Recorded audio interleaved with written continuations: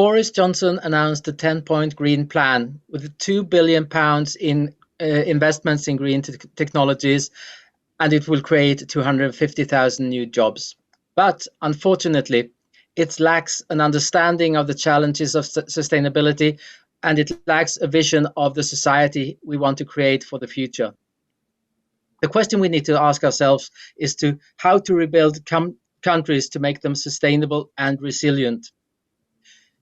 Unfortunately, people don't understand the seriousness and how pressing this transformation is to us.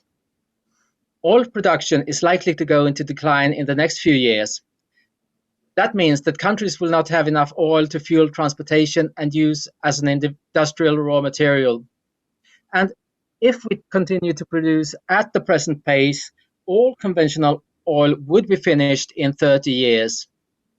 But that isn't possible because geological constraints make it impossible to continue to produce at this pace for very much longer.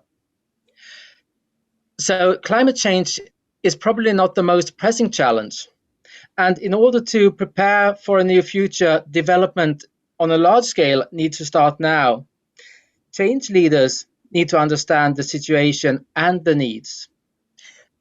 I'd like to take an example, and the example of the first point on Boris Johnson's list of measures for transformation. He plans to ban petrol and diesel cars, and that would mean a transformation to electric mobility. But that is not only a matter of cars and charging. Instead, it's a complex system challenge that will have to go on until 2030 and 2040 with the transformation. If we consider that cars in the UK may be fully electric by 2040, they would need 100 terawatt hours of power per year, which is equal to the production from 20 nuclear reactors, or the similar amount of power from wind and solar energy. The cost of building one nuclear reactor is several billion pounds. So in those terms, 12 billion pounds does not go towards a very large amount of new energy. And in addition to the need for more production capacity, there will also be a need to expand the power distribution capacity of present electric power grids. Maybe the capacity needs to double.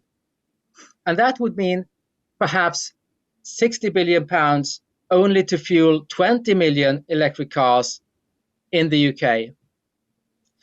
And in addition to these expansions, there will also be a need for smart power grid technology in order to manage charging, to move demand to times with low demand and from other uses. And another technical infrastructure that needs to be built will be electric road systems that can make it possible to charge vehicles while on the go.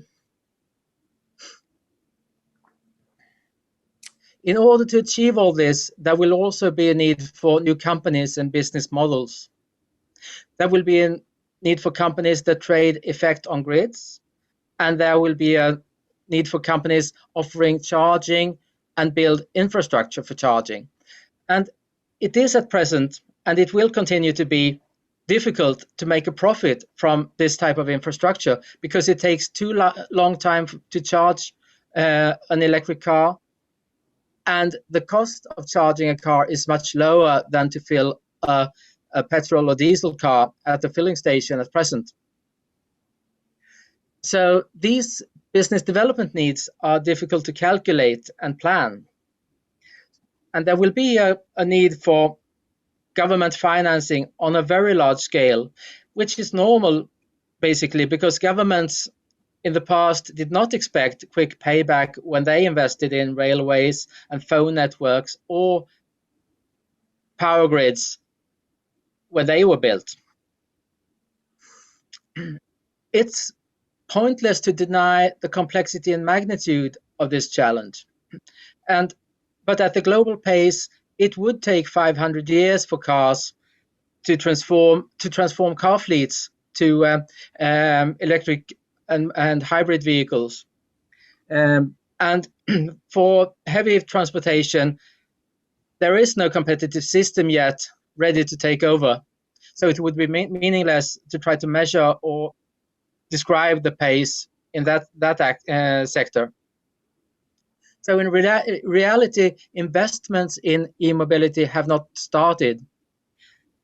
And there is also a need for changes in lifestyle and changes to the production and distribution systems of our present society.